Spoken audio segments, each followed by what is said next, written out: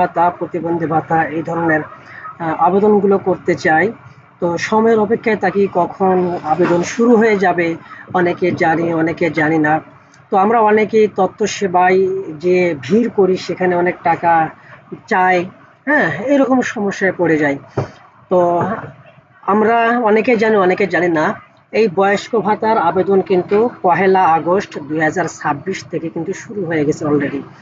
তো আপনারা চাইলেই বয়স্ক ভাতার আবেদন কিন্তু বাড়িতে বসে থেকেই করতে পারবেন খুব সহজে। তো চলুন আমি ভিডিওতে দেখিয়ে দেব। তো আমরা প্রথমে যে কাজটি করব, আমরা যদি সহজ ভাষায় যদি আমরা বাংলা দিয়েও এখানে লিখি, এই যে দেখেন অলরেডি চলে আসছে বয়স্ক ভাতার আবেদন। ধরুন আমি ডাইরেক্ট বাংলা দিয়ে লিখলাম, হ্যাঁ? এখানে যে ওয়েবসাইটটা, সেই ওয়েবসাইটটার হবে dss.bhata.gov.bd। তো আপনারা এই লিঙ্কটা দিয়ে এটার লিখে সার্চ দিলেও হবে, অথবা ডাইরেক্ট আমার মতো লিখে সার্চ দিলেও হবে। তো আমি একটা নতুন ট্যাব একটা ওপেন করে নিলাম। আচ্ছা, আমি এটাতে আপনাদেরকে দেখাচ্ছি। তো যখন এই লিঙ্কটা আসবে আপনারা এটাতে ক্লিক করবেন। ক্লিক করার পরে এরকম সামাজিক নিরাপত্তা কর্মসূচি সমাজসেবা অধিদপ্তর এটা চলে আসবে।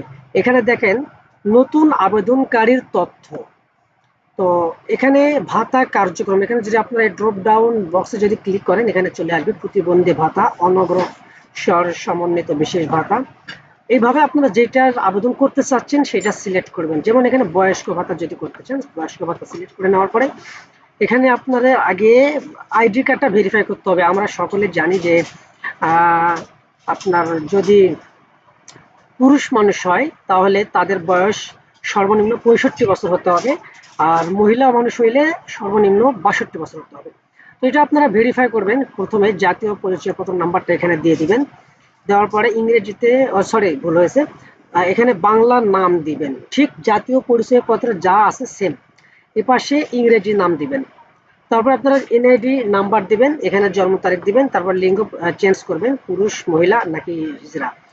আরেকটা বিষয় বলে দেই, এখানে যদি আপনারা ১০ ডিজিট দেন, দেওয়ার পর যদি কোনো ঝামেলা করে তাহলে আপনারা ১৭ ডিজিট অর্থাৎ জন্ম তারিখের যে সালটা, এই সালটা আপনারা প্রথমে দিয়ে দিবেন। তাহলে কিন্তু আপনার বিশেষ করে ১৩ ডিজিট যদি হয়, ১৩ ডিজিটের হলে আপনারা শুরুতে সালটা দিয়ে দিবেন।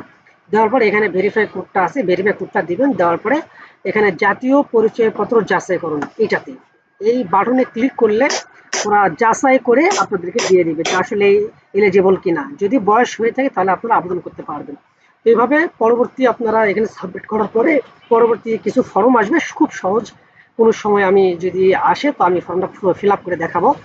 এইভাবে আপনারা বয়স্ক ভাতার এখান থেকে আবেদন করতে পারবেন।